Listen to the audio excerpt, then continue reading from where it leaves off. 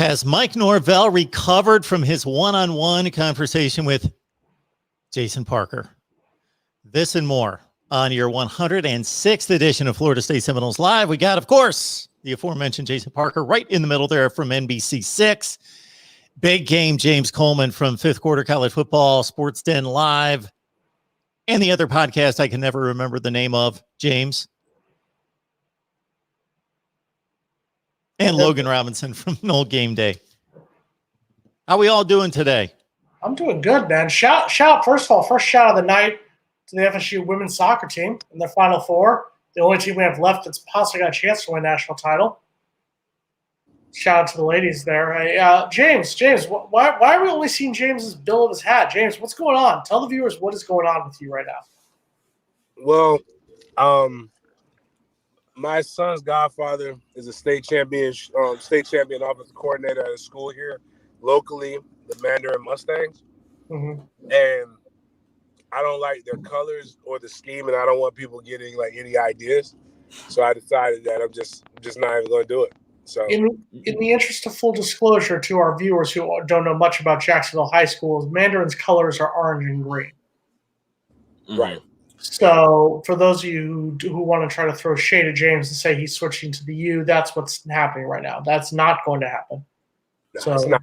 No, I'm not going to do a reverse Randy Shannon, even though I did get a chance to meet Randy for the first time since high school, since he recruited me, tried to recruit me to the U.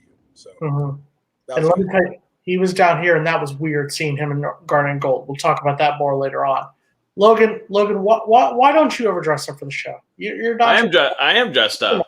This is not bad. This is not terrible. I mean, this is what I wore to work today, and I'm bringing my work clothes here. I didn't even change into anything, but I'm here. I don't have the FSU soccer shirt. I don't own a FSU soccer shirt, but you should. I need to obviously get one because I'm missing out. Did you load up on gas like everyone else seemingly in Tallahassee? I did that earlier last week. Okay. So we'll see how long that lasts, though. We'll see. I don't know. Public service announcement. We're not going to run out of gas in Florida, people. It's okay. Leave the gas station. Come watch us. MarkRogersTV, the voice of college football. Big game, James Coleman, Logan Robinson, your boy Jay Peasy. Leave the gas station. The gas will be there. All right, everybody. Comments, questions, debate topics, leave them in the live stream. Here we go. Our first news item of the week.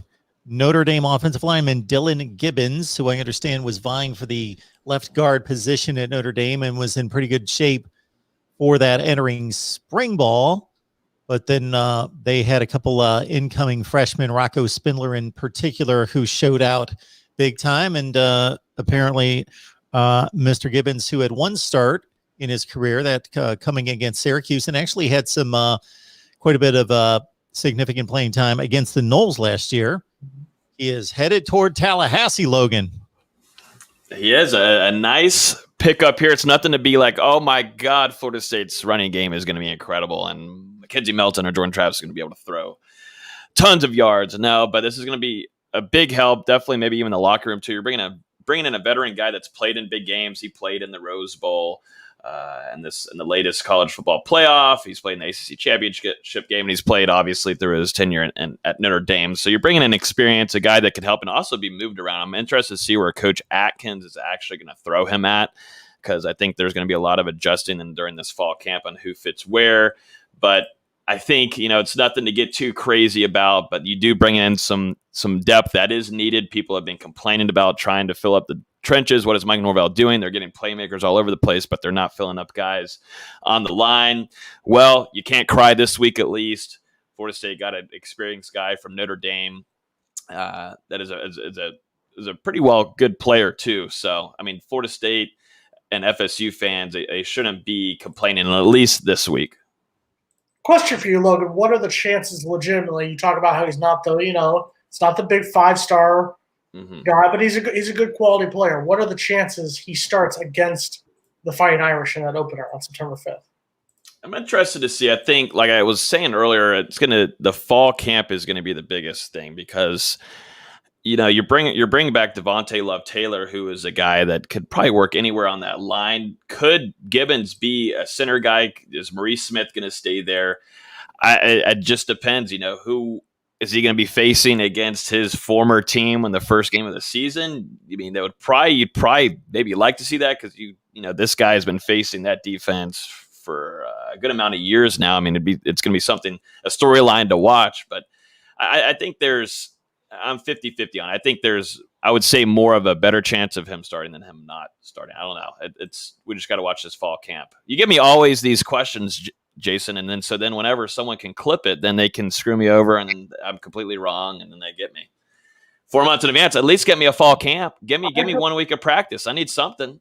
After asking Mike Norvell all those hard-hitting questions on Saturday, I felt like I had to bring them to you too. So now you're bringing me the hard ones. Right. That's what's happening there. Mm-hmm. Hey, James, for an offensive lineman who missed spring camp with Florida State but participated at Notre Dame, so another huge program, what do you think the adjustment is going from campus to campus and scheme to scheme, as he's basically going to step on the field for the first time with everybody in August, but he's going to have a lot of drills and conditioning and workouts before that?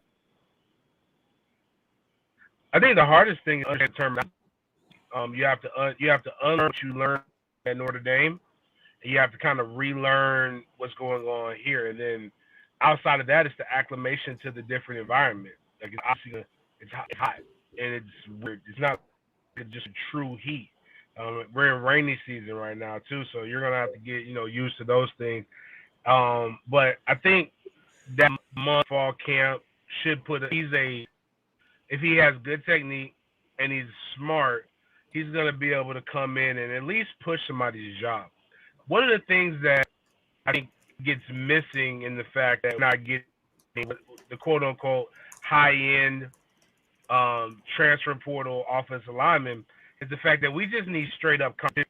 Like there's nobody, like let's say this makes a big mistake, as I've seen a couple times in some of the practice footage. There's who are you going to pull him for, because the guy behind it is bad. It'd be worse. But now Lucas makes that mistake, and you got a guy who may not be a bulldozer, but is literally fundamentally sound and is at least going the correct path and doing what's necessary day in, day out. That makes for a much better offensive line. Again, it keeps people on their toes. So that's what I'm for with him. And if I find another guy, then that'd be great. I'm trying to figure out how they're finagling the scholarship system. Like, because I mean, it's awesome. I mean, if he could get some of these guys to be walk-ons, then I think their value went a lot higher than what we initially all thought.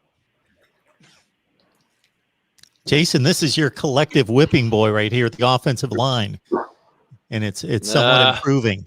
That's why, but I mean, it's kind of funny because Logan tried to take a shot there at me, but then Logan started off his commentary by saying it wasn't a big time player. It's not a big time move.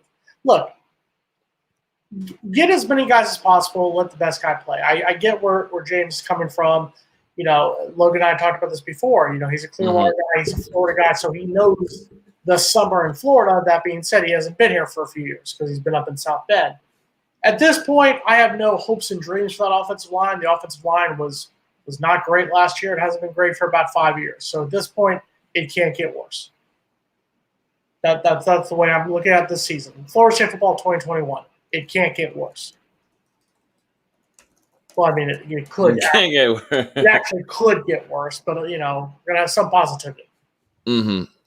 Yeah, I mean, I still have a lot of belief, and I think a lot of fans do, and people covering the team have a lot of belief in Coach Atkins and what he's doing. I think he's had a successful past record and where he's came from, and so it's still the thing with this position group. It's going to take some time. It's not going to be a whole 180 in a year, 2 years, 3 years. It's a growing and slow building process. But once you get there, I think it's harder to crumble than it is to build. So I think Coach Atkins is doing the right thing, and Mike Norvell is.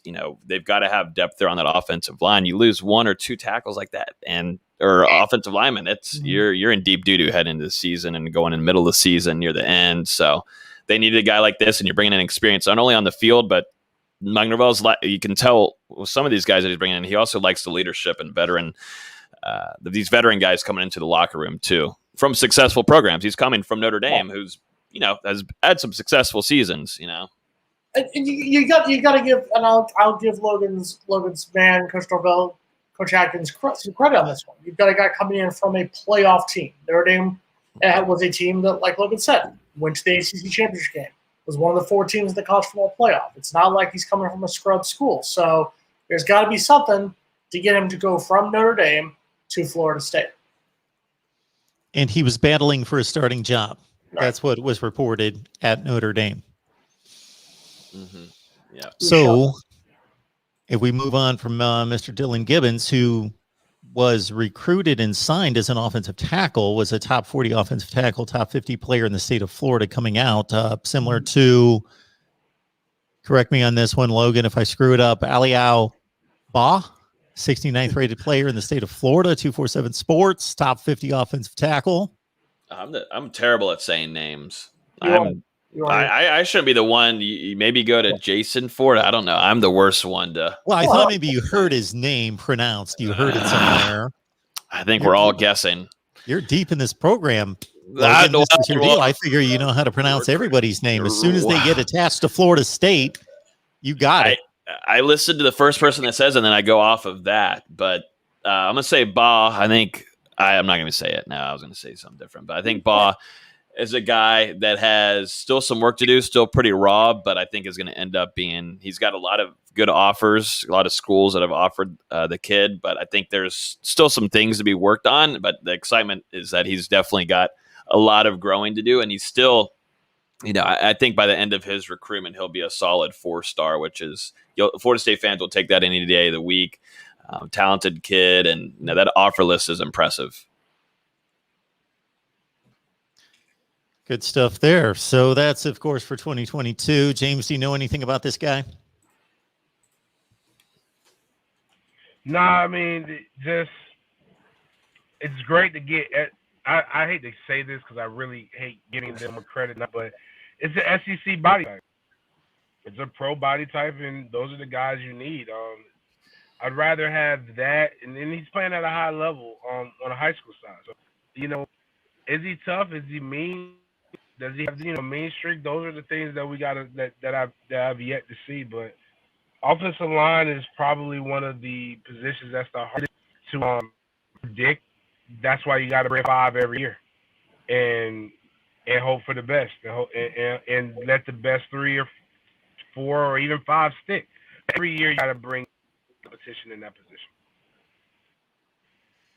We don't have the name right now. I mean, we have the name. Let's start there. We don't have the name right now, but we don't have the resume to back up our name as Florida State. So we're going to have to get this. He's a 3-star kid, originally from Memphis, Tennessee, went to IMG Academy. So you get that guy. But he's a physical body, 6'6", 325. He has the size and the potential to be a good college offensive lineman. Now, this, once again, time will tell. But that's where we are right now as a program. We're a time will tell program. Jason, you mentioned Memphis and also mentioned name dropping. I'm going to let you know that our guy Black Elvis has joined the live chat here. And I'm going to tell you that if you just want to split a gut, he's one of the funniest guys on YouTube. So my man Black Elvis, first known as Vintage Reactions, one of my favorite go-tos on YouTube. Check him out. I don't see race. I don't see Elvis as black or white. So I think this guy knows nothing about college football, nothing, and he still joined us tonight. So appreciate that, man. Appreciate that. I think Mark put this up here because we all know Mark is a diehard Elvis Presley fan. So I think this is a little. No. You got to check out this guy's channel. Got to check out this guy's hilarious dude. All right. Before we get to the much anticipated, much awaited, everybody just with bated breath wanting Jason's recap on his one-on-one interview with Mike Norvell. One-on-one. I did notice, Logan in particular, I did notice a name when I was looking at Florida State's commits of a guy that signed. This is about a month ago, and I don't think we ever covered this. What do we know about this 77th rated athlete, Brian Courtney out of Virginia, top 25 player out of Virginia? Do we know anything about him? Usually when we see that athlete category, that means wide receiver or defensive back. I think I'm trying to think if we. I don't remember if we did talk about him or not. I'm trying to figure. Were we on here? We did. Oh no, we didn't. No, this is a guy that not a too crazy impressive an offer list, but I think Mike Norvell and also Kenny Dillingham see something in him. But like you said, he's athlete, 6'3", 225. I believe only rated as a 3-star in 247 Sports. Offer list isn't too crazy impressive, but the staff sees something in him. I don't have much on watching film on him. I probably should maybe go watch some games on him, but this is a guy that kind of, probably wasn't talked about much because there's not a lot of, I wouldn't say, it's just something that the staff sees in him. And there's some people that were against maybe the commitment and wondering why they're giving a scholarship to a kid like this, but you just got to believe and you just got to trust. A lot of people, I guess, have to trust in what Dillingham and Norvell see. Perfect setup. Our segue to Jason. Just got to believe, just got to trust, Jason. Trust the process. Trust the man in charge. Your one-on-one with Mike Norvell. I can't wait to hear. Not all heroes wear capes. Some wear Florida State soccer shirts. But, I swallowed my pride, put my personal opinions to the side about – thank you. Shout out. I actually had Popeyes yesterday for lunch. But I swallowed my pride. I channeled my inner Logan, and I went out and spoke to Mike Norvell. Obviously, Florida State started their camps. They are traveling through the entire state, and they started in the best place you can start, South Florida, with 4 camps over a 3-day period in Palm Beach, Broward, and Miami-Dade County. And we spoke to him, only stationed in South Florida, to get a chance to get a one-on-one with the leader, the best 3-6 football coach in all of college football, Mike Norvell. And I will say, all kidding, all joking aside, it's a very nice guy, very pleasant, very easy to talk to. Was very honest about things. We talked to him about coming back to South Florida or getting the recruits, and he was very adamant that Florida State needs to recruit South Florida again. He said this is a great place, great history Florida State has here in South Florida, and he talked about the camp, about giving them an opportunity. He was impressed with a lot of the kids down there, obviously second graders through 8th graders. He was very impressed with the talent that came out there, about 50 at the camp at Tropical Park alone. So he came out there, and we asked him point blank, how do you sell the Florida State program after a 3-6 season? And the comment he made was very good. He talked about all the investment that's gone in the 2021 season. We can't stop now. We have to continue to build. We have to continue to push. You have to focus on improving 1% every single day. And that's one of the things he talked about with the kids, was he said, you have to improve every single day. And he was very adamant about the fact that we can't look back, because I asked him, what was your message after the Duke game, after 3-6 seasons? They're Florida State's worst record since 1975. And he talked about the fact that you have to look forward. You can't keep looking back. And it's something we've talked about. Florida State, we have to know for a fact that the chances are slim that right now this Florida State team has the talent right now to beat Notre Dame.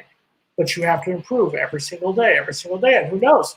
Florida State could come out and beat Notre Dame at that point. And we also talked about that upcoming season. You've mentioned it before, Mark. This is a schedule that is going to be arguably one of the toughest schedules in all of college football. And he said, you have to sell and trust. And you talked about trust the process. The question is going to be, what happens on Notre Dame game? If Florida State is not as competitive as we hope against Notre Dame, is that process going to be trusted, or is this going to be a team that's going to lose momentum right away and all hell breaks loose? I think that's our biggest question right now. Mm-hmm. Logan. I honestly. Did he sell you?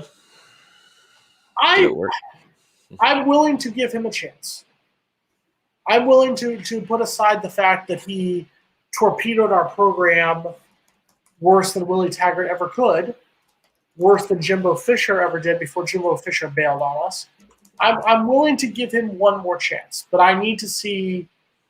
It doesn't necessarily have to be a 6-1 record, but I need to see some progress. I don't mind us losing. I mind us looking bad in the process. When you say torpedo the program, do you mean just on the field that it was the worst performance you've seen on the field? But because it doesn't seem like otherwise he's torpedoing the program. The program seems to be taking steps in the right direction, and he was handed a dumpster fire. He was handed, yes, correct. I will give you that. That being said, So Florida he didn't torpedo the No, program. he did. He did. Okay. Because you cannot He say did?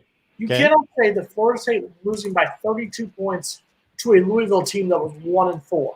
You cannot say that Florida State losing by 24 points to a Pitt team in our house. That wasn't in Pitt. That wasn't in Heinz Field, home of the Logan Robinson Steelers. That was inside Doug Campbell Stadium at Bobby Bowden Field last season, last November 7th.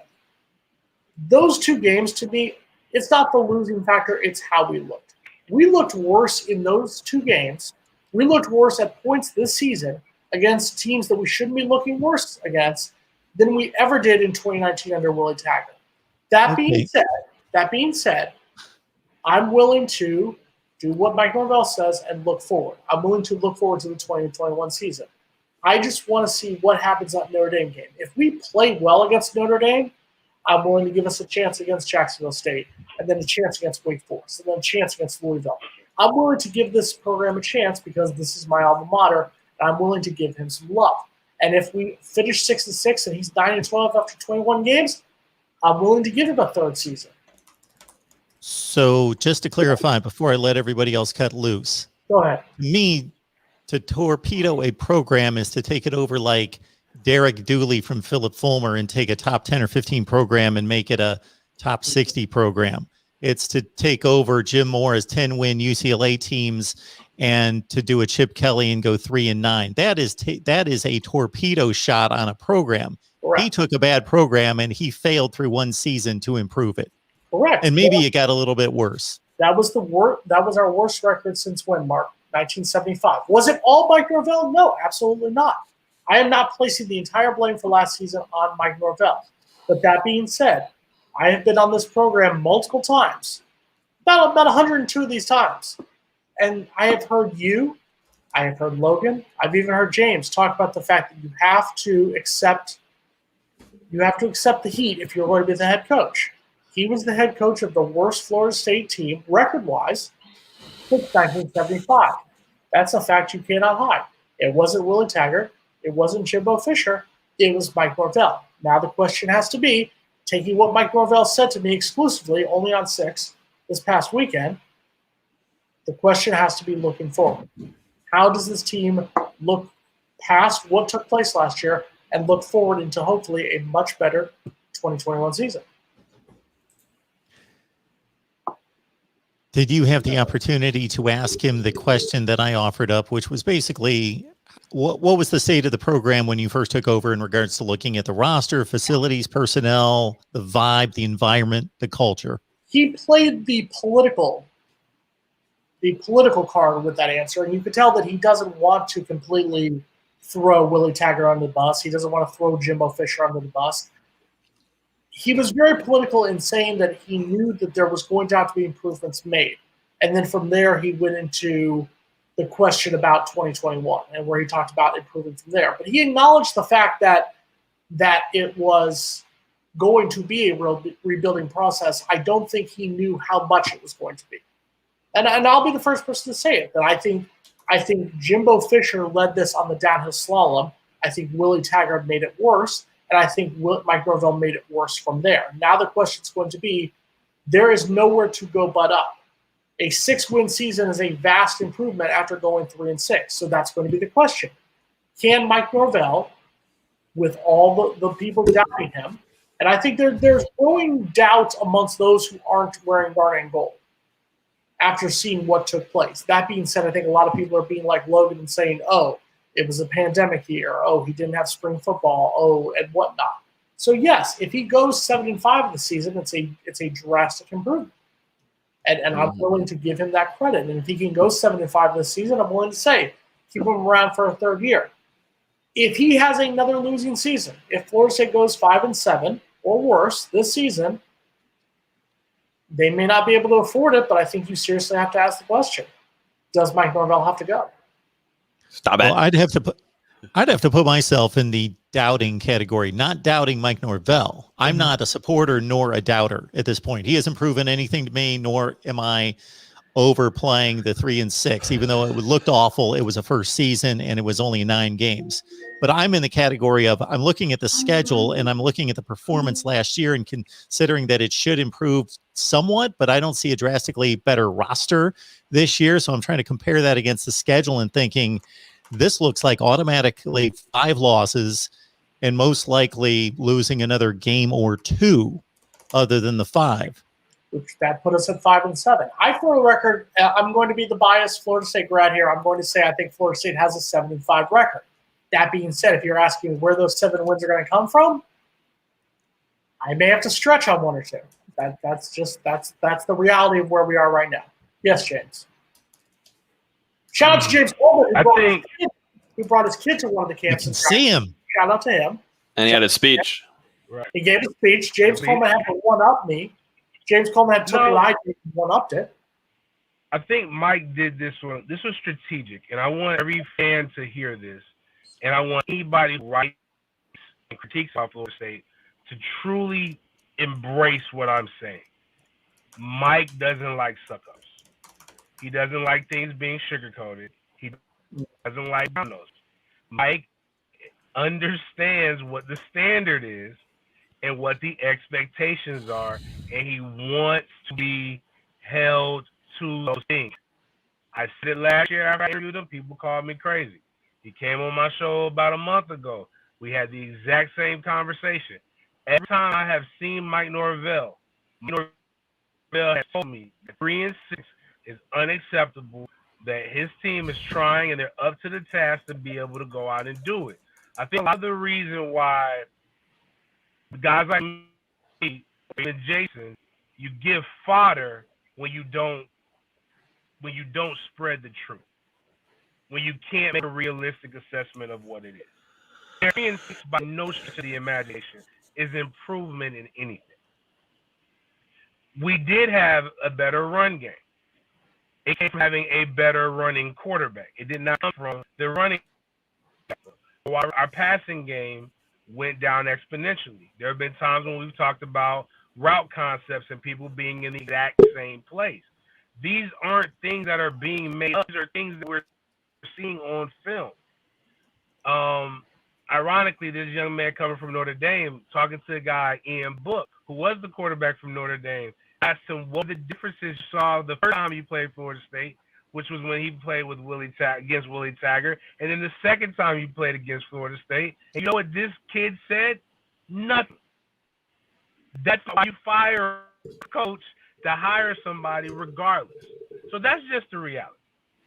So going back to Mike, it's not a personal shot at Mike. The reason why people take personally is one reason and one reason alone.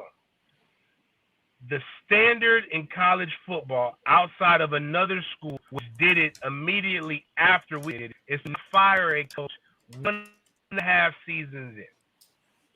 We know as a fan base that was wrong, right? Regardless of if Tag's supposed to be the coach or not. I'm with Tag was not the standard, but the industry standard doesn't show that you can turn anything around in 1.5 seasons, because that's what it was.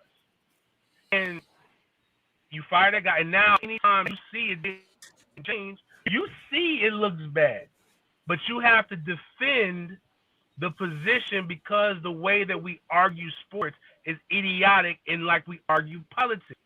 At the end of the day, the politics stuff is idiotic too, because at the end of the day, we want a better America. At the end of the day, you want a better Florida State University product. So if you want a better Florida State University product, you can't look on the field and say that product was better. You just feel like you have to defend the things that you were saying about the last administration by going over the top and defending the current one. You feel that proves love, but I'm telling you, as a guy who fans bash because I tell the truth, what other member of the media have you seen go in front of a Florida football game? Who gets the phone and call a coach directly? Now you want to say it's because I'm a player? If anything, I should be less likely to do that because I'm a former player. Because of the again, understands the standard. Now let's go back to some of the things that Mark talked about. Yes, he did get a roster that was inherently not as good, but there are always challenges that you got. Willie Taggart inherited the 60th ranked recruiting class from a staff that decided that they didn't want to recruit. But he brought out away to number 12, if I remember correctly. Now some of these didn't pan out, but you get paid to do both. Now Mike has done something that has been lauded by our president. He's flipped the roster. Flipped the roster, at least when I played into my years, means the roster has gotten better. Now, if the roster hasn't gotten better, then what he hasn't done is flip the roster. He's purged it and brought other people in, and that's what needs to be the narrative. But there's this sense of pettiness in the Florida State media world where we have to everything that Mike does, we have to look down to Boca, where a man's living his best life on a beach right now, getting paid by our money. Like, if Mike flipped the roster, then we should be more confident. But you know how you can tell if somebody's confident? By how they back their words. And very few people have it, like Jason's stating, winning over 7 or 8 games, regardless of the roster. Because if you flip the roster to a Florida State standard, then you should not fear North Carolina State. You should not fear a Boston College. You should not fear a Wake Forest. Yes, Clemson on a whole nother level right now. Notre Dame, too. Florida and Miami, give a push. Florida, they got their own problem too. And North Carolina, possibly the one overall pick. But that's 5 games that you should have, that you should feel that Florida State should lose. The other one should not be any corner. If you truly feel the way that you feel, but you don't, because of what you've seen. You've seen play calling that's questionable, what we saw with Taggart. You've seen guys kind of not knowing what they're doing. You've seen penalties, which are supposed to be marks of a more disciplined team. You've seen not enough on the field. You've seen these things, and you know these things, and you choose to ignore these things. That being said, Mike Norvell is a phenomenal motivator, phenomenal person, and a great youth camp, and I do believe that you can't fire him in 1.5 seasons too, because you're doing the same stupid mistake that you made before. You can't keep solving them. You can't. The problem's never going to go away if you keep solving it the exact same way. You've got to give Norvell time. And what we need to do is, instead of trying to wait for wins, we need to add a blue blood in which we have forced our way into doing. Michigan's donations don't go up or down based on wins and losses. Michigan's donations, they're a leather helmet program. They're going to stay constant. Ohio State, LSU sucked up until, or were average at best, until my sophomore year in college. They literally came out but they're leather helmet program. They stuck to the plan. They have admin that's about winning and boosters who are about winning, so much so that they're willing to steal from children's hospitals. Like, I'm not saying we need just like that, but I am saying TMA has a huge endowment. Like, we can take a little bit of money from Tallahassee Memorial. My point is you can critique somebody, you can tell the truth about somebody, and you can still support that person. So be a booster, go to games, support them, but don't lie. Don't lie about the situation, because at the end of the day, people see that man. But he's doing a good job of at least selling the plan, and the coaches seem happy. So we'll see. I hope they continue to recruit as well as they've been recruiting, and they're really showing guys that they have a place to play. But if you can't show development in the quarterback room and we're not moving the ball forward, then that's a flaw. Because as hard as I was on Kendall Browse produced a 1,000-yard receiver. He produced, I believe, did Cam Akers get over 1,000 yards last season? We all know Cam Akers is pretty good, not better than what we have. But I'm saying Kendall Browse's offense seemed to have flown a lot better than what we saw Mike Norvell, who's also considered an offensive guru and offensive genius, flow. Logan, I have 2 parts for you real quick. Number 1, I need you to tell people to hit the like button. Smack the like button, please. Do it now, or I'll come attack you in your home. Okay, first of all, I didn't need you to threaten the viewers, but okay, but thank you for that. It woke people up there. It did wake people up. So here's my second part. Let me say this before I go. So you scoffed when I said if Florida State has a losing record this season, that they should consider to get rid of Mike Norvell. You scoffed at that, and I know you're a Norvell homer. I get it. I understand that. Please tell me why. And once again, I don't think this is going to happen. I think Florida State goes 6-6 or better. I do, and I'm going to stick with that in my heart. As a Florida State grad, just like James, we got there's a standard. We have to hope. Wait. Hold on. Before you, I'm getting my answer for you. I know what you're about to ask. Hold on. Here's my question. If Florida State does have another bad season, and by bad season, I'm talking about a 4-8 season, and just absolutely craps the bed, which we just have to be honest, there's a chance. I think it's a slim chance, but there is a chance that could happen.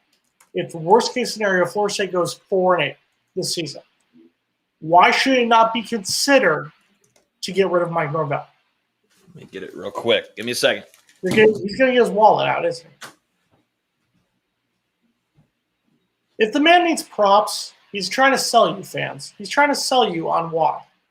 But I actually want to see this props. I hope it's a chicken sandwich. I don't have it, but Okay, go ahead. there we go. I get it that's the one thing saving him from possibly that he could go 0-12, and right now we don't have the money to pay his buyout. I get it. I understand that. But to what James said about the standard, the program has to have a standard. If Florida State has another losing season, which would be their fourth straight losing season, if that happens, which hasn't happened since the 70s, hasn't happened since nearly 50 years ago.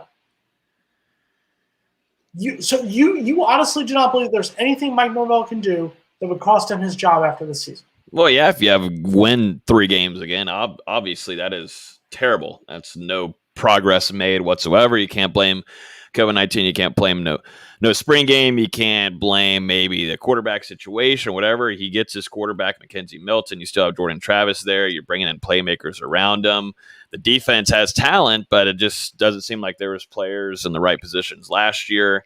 But this is why you're going to have a spring. You had a full spring to help figure this out. You're bringing in a pretty decent recruiting class, too, to help in some of these situations. And the transfer class was exceptional. So there can't be a lot of excuses. So if you do win 3-4 games or you have a losing record, again, it should be considered that you might have to, I'm not even saying I don't think it's going to happen. So to just make myself look stupid and someone will clip it. But that is something if Florida State had the money or you're like a big SEC team, then that is a thought process to go that you have to move on from a coach like that. But just to be in realistic form, though, I don't know how Florida State can do that whenever they're trying to put all this money into now a football-only facility with doing all this other kind of stuff. I just don't see how that's going to happen. And I think, I don't know. I just don't. That's a tough situation that Florida State's in. They just have to kind of ride with it. That's the thing. I don't think if that happens, you ride and ride. I just don't have the money. I have to go cover the Dolphins who think they're going to be relevant this season. So, guys, thank you very much. What time is? I thought the schedule release wasn't until like 8:30. 8 o'clock. It's 6:45. We'll just have to go eat our salads. Yeah, he's in TV. He's got to get. They got to get pretty and put makeup on stuff like that. Thank you. We got. Are you? Oh, you have to be there. I got to get my. I was almost cursed there for a second. Jason, do you have 30 seconds? Yeah, go. So the 30 seconds would be our guy, Rich Huffman, who hopefully is watching right now, offered a question. I don't know if you had a chance to ask it concerning difficulty in recruiting and who is the most difficult opponent to recruit against. I asked how you recruit with a 3-6 record against a Miami team and a Florida team who both had decent seasons. And that's when he went into the whole about selling the future. And to what Logan said about how, the transfer class was very good. The recruiting class was very good by standards over what a 3-6 team should have. We were able. And I will give Norvell credit. He and James has hit the nail on the head there. He is selling the program well. The question's going to be, yes, if Florida State loses the opener to Notre Dame like expected, it's not so much that. It's how do they play the next game against Jacksonville State? How do they play the next game like that against Wake Forest? If this team is 5-2, best case scenario, and those 2 losses are against Notre Dame and North Carolina, I will be happy with the progress. But what I don't need is us going out and playing like Florida State did against Notre Dame in 2018, where we got annihilated by Notre Dame, and I'll take the way we played against Notre Dame last year, where we only lost by 16, and where we looked somewhat decent against Notre Dame team that went to the playoffs. That's what I need. And that's why, for me, it's more than just wins and losses. I want to see in particular how they play against those 5 teams. So to James' point, North Carolina State, Wake Forest, all those teams should not be the standard. But as we stand currently, those teams are on the same tier, if not better. North Carolina State just had an 8-4 season. Wake Forest is going in winning bowl games most seasons the last 4 or 5 years. So they're overachieving.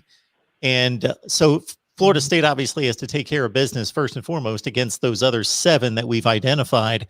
But I would love to see, in addition to that, some close games against Notre Dame, Clemson, those schools. And Clemson's on that first tier. But, instead of every game being 49-17, it'd be nice if 2 or 3 of those games, they really wore them down to the fourth quarter and scared them.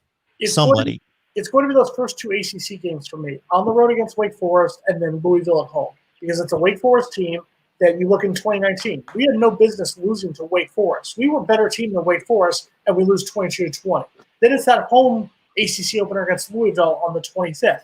There's no reason Louisville, I don't give a damn that Tutu Atwell was on that team. I don't give a damn that their running back was from Cocoa Beach. There's no reason that Louisville team should have beat us 48-16. There is no way on God's green earth you will convince me that Louisville team should have, on paper, beaten us by 32 points. Sure. That's where we need to go. So, guys, I will see you next week. Thanks, Jason. Adios, Jason. Thank you. Bye. Have fun. Now Logan can bash me. Go Steelers. Go Steelers, baby. Barf. Goodbye. So we get these 2 guys talking Florida State football with us each and every Wednesday night, along with Jason, 6:00 Eastern time. So Logan, set us up with what you've got available, audio, site, YouTube, the whole deal. Just same old. Nothing else has changed. It's a boring off season. So we actually just started this thing where we have a texting service. So now I can really get into your phone. I'm actually texting with some of our people right now, but we have our own number, 850-616-8661. You can text me. It texts my number, actually. It texts me. I can send stuff. I'm actually sending some stuff about some new news about the Doak Campbell Stadium, expected to have 100% capacity this season. But we have our number thing, we're trying to really get into people's phones more.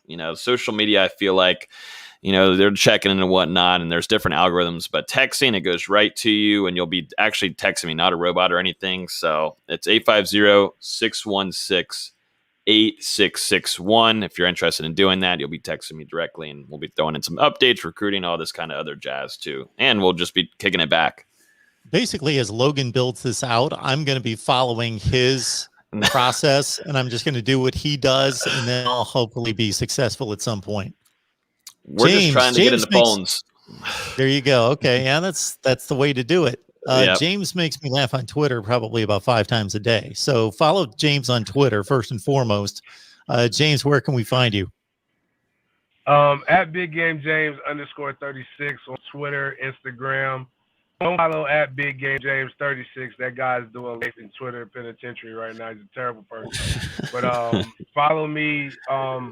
I'm going to level with you. I am not a journalist. So it is not pure information. It is whatever random thoughts that are going on my mind. And I break news every now and then. If you want pure just journalism, at Fifth INC on Twitter, or at sportsden_live is my radio show. Those are if you're a Seminole fan and you want to be motivated on what it takes to be a Seminole fan, the YouTube link on my pinned tweet. That's me talking to a bunch of kids. I was proud of myself. I said one curse word. It wasn't wasn't the one that's only bad. It's FCC regulated. I was happy. I forgot that I was talking to the kids for a second. I just got into it, but it was a phenomenal camp. Hopefully you see some of the videos of it. I was a $200 camp that Florida State staff puts on for free in the air and all across the state. So if you they do pre-registration, but they do walk-ups. I suggest, no matter what it is, I actually hope the other schools like piggyback off of that. And that's just being honest, because all I saw was that's good for the community to get kids active, get some good instruction, get some coaching. You know, I know a lot of Miami fans come in here. And, you know, I would send my son to that one.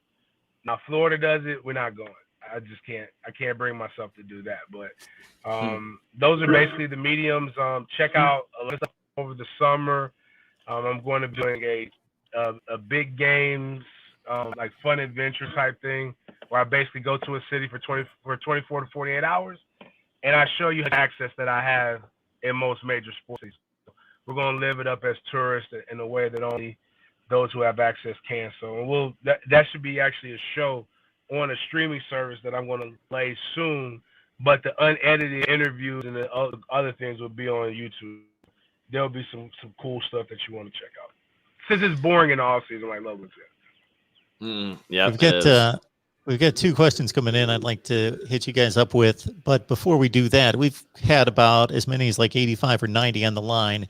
This is what I would like everybody to consider, whether you're a Florida State fan or just a college football fan, that we're here every Wednesday night, 6 o'clock Eastern time, 106 consecutive weeks. Grab the link every time we go live, throw it out there on social media, Facebook, Twitter, get it out there. If you don't know what it is or you can't find it, it's easy. MarkRogersTV.com. That redirects everybody to the front page of the YouTube channel, and we're going to be front and center blasting out live. So I would love to have, I'm going to go crazy and shoot for the stars, like 1,000 people in here by the beginning of football season. If people would get out there that watch us on a regular basis, that we're usually in the, what would you say, Logan, during football season, like in the 115 to 120 range? Yeah. And people would go out there and hit up everybody that they know that loves college football. We don't just restrict ourselves to Florida State. We've got every college football major program represented in the live stream here. Get people in here to talk college football and chop it up with us. Mm-hmm. All right. So somebody had asked, I missed a name, but wanted you guys to rate the offensive and defensive lines from on a scale of 1 to 10.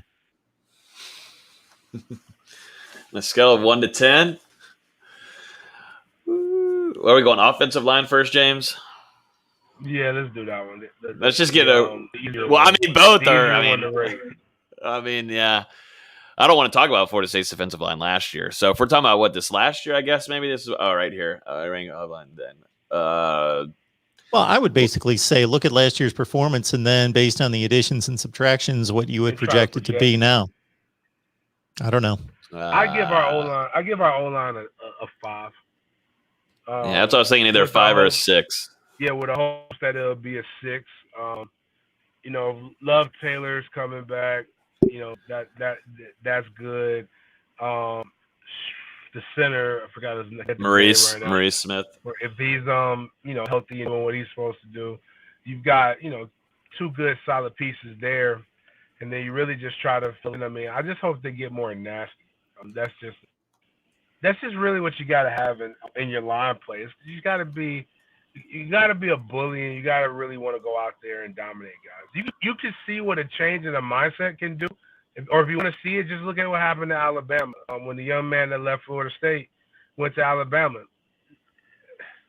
Don't get me wrong, Bama's strength and conditioning and nutrition is A1, and I'm not going to even insinuate any other stuff. What changed was his mentality. He bought in. He got around some other bullies. He became the alpha bully, and that's dope. But again, he could have done that in Tallahassee.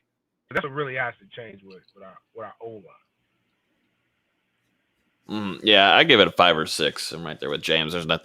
It's a growing, like we were talking about earlier. It's a growing position group that needs it a lot. But we saw a little bit of progression last year, and James was also mentioning too Jordan Travis, who's a running quarterback, and the running game too with the running backs. You know, it was not too shabby. It took Corbin a little bit to get going there, and then we saw that he had some good couple last games, but. It's growing. We're seeing definitely a focus towards that. Mike Norvell and Coach Atkins know there's a lot of work to be done there, but it'll be good to have Devontae Love Taylor back fully healthy too. And yeah, D-line last year a 2. Yeah, D-line this year I'm actually going to give them a marked improvement. And the reason why is the defensive end that transferred from Georgia, exponentially better than the two guys that got drafted, ironically. But I think they're actually exponentially better than them as a college football player. I believe inside, you're going to see guys who are just hard workers that really have no choice but to rely on the technique and what the defense is asking them to do. Last year when you look at the articles that were written, top 5 interior line class, a lot of hype, a lot of guys reading their own press clippings, getting high off that ink. And I think now you've got a bunch of guys that really have no choice but to do what they need to do. With Big Coop being about 330, 340 in there, and if he's able to command a double team and not get blown off the ball, that really helps open up a lot of other different things. So I think that they'll be 6 or 7, just a little bit better than the offensive line. Not elite by any means, but good enough to be probably one of the better units on our defense. I think I'm right there with James too. At a 7, it will be better than last year. Durden, Marvin were really 2 pivotal disappointments coming into that season. You bringing back the mob is what they called him, and Robert Cooper is Robert Cooper. I don't think he's his career. I think he's it might change this upcoming season, but James, just thinking about Robert Cooper, I don't see any kind of special crazy talent that he's going to bring. Whereas, you look at Jermaine Johnson, even Derek McLendon is a guy that I'm looking at. Also, I'd like to see Quashon Fuller take a next step there. He's had a nice spring. Definitely Derek McLendon, number 55. I thought it should have been playing earlier, maybe even over some of the guys that were lacking this last season. But there's got to be a big emphasis on this defensive line, or that DB room is going to get eaten up. The pass rush has been pretty sad the last couple of years, and you got to hope Jermaine Johnson and whoever they put on the other side of it, it's Keir Thomas, Derek McLendon, Quashon Fuller, whoever's on the other side, they're able to get attacking that quarterback. I'm just not so sold on Cooper making that much of a presence. I mean, you're also having Dennis Briggs come in too, who came in. He wasn't intended on playing during the season with COVID-19 and staying out of the season. And then he came back in immediately, played the first game, played a lot of snaps, played well. I think Dennis Briggs I'd take over. I mean, they're 2 different type of guys, but right. Dennis Briggs I think is on a higher level to me, talent-wise and production-wise, than Robert Cooper, I guess is what I'm trying to say. Kurt Searcy is asking, what, if anything, are you guys hearing about how the strength and conditioning program is benefiting the players this summer with full and uninterrupted summer? What do you think, James? Because a lot of people that were watching on TV said that they looked small. They are small. Yeah. Certain places. And the funny part is, like, people are like I know what a division, like, if anybody knows what a Division I football player is supposed to look like, I should know. I just have been trained them and done a bunch of different things. And I don't think that has – what people have to realize is this is what's really happened with the COVID-19. And I think it did catch Norvell off guard and unorganized, not because he's unorganized. You don't know the plan for that. So when COVID-19 hit, it completely shut down every aspect, not just the weight room, nutrition. There's no more chow. Like when I was playing, when most people know, there is literally the training table that you can go get breakfast, lunch, and dinner from. Like, there is a coordinated place where a good meal is going to be cooked for you, and somebody might be looking over your shoulder to make sure that you eat properly. You can't out gains or losses. Like for people who are in the fitness world, and part of the reason why I don't have them is abs are made in the kitchen. If you're in McDonald's, now granted, when I burn so many calories that I can eat whatever the hell it is I wanted to and maintain weight. I remember one time I ate 10 junior bacon cheeseburgers and a large Coke. That was and that was a snack. I was starving and I went out and ran 110s or something like that. That's not the best way to do things now, but guys who need to gain weight can gain weight because it's literally legitimately on them. Now, that's a buy-in that players have to do, but at the same time, it's easier when you have a coordinated attack with staff who's been here, who knows how to order stuff. Like, there were guys during the season who couldn't get access to supplements that they needed to get. Because unlike before, where the supplements are really available, they have to order it and then give you an allotment. And so those are the things that they're having to deal with. But, you know, a lot of the injuries and a lot of the rehab stuff, I mean, it's all harder than what you did in high school. And it's all not as cool as what you do when you go home and work with the sports performance company that everybody does. But I think, you know, they'll get it as they get more time. And I want to reiterate, and hopefully nobody thought like what I was saying before was me defending Tag or saying Tag should have been there longer. What I'm saying is you can't get rid of somebody with one real true offseason. So it's going to take 2 to 3 years to really let this stuff stick, like 2 years, and have guys who understand what they're doing. Like, personality, like if you've played football before, like maybe Mike say at the youth camp. Anyway, something like climb, like even 1, 2, 3 climb. Like people see like things like that and think it's easy, but it takes years of repetitive behavior to know what you're supposed to do when this whistle in period 1 blows to automatically do it. So what we used to do with Bobby is we would do the literally whistle during the game day, like whistle, like we knew where to go back and forth. But that was like 30 some odd years of coaching things the exact same way for people to know what to do. That's the real culture that everybody talks about. You can't establish a culture in 1.5 years. So like, I'm not gonna. I may make jokes. People may make jokes, and that's funny. But like, you gotta give this man time. You can talk about it as bad as you want to until he changes the product. But at the same time, we gotta give him his chance to put it in. And I think strength and conditioning is not something that happens overnight.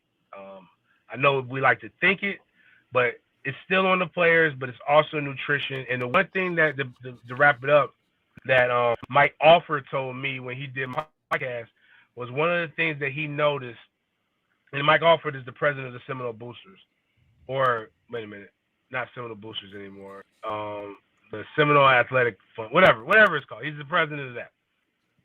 He noticed compared to Alabama and other places that our nutrition is severely lacking, and that's what we got to catch up. Good stuff all around. Big Game James Coleman. Catch him on Fifth Quarter College Football, Sports Den Live, and 36 degrees. No. Why can I not remember that? You gotta get a number. 93.3. There we go. And Logan Robinson just tearing it up. Noel game day. You seriously, Logan, I'm telling you, you're going to be my blueprint. I'm just going to follow everything you do. Discord. Okay, I'll try a Discord.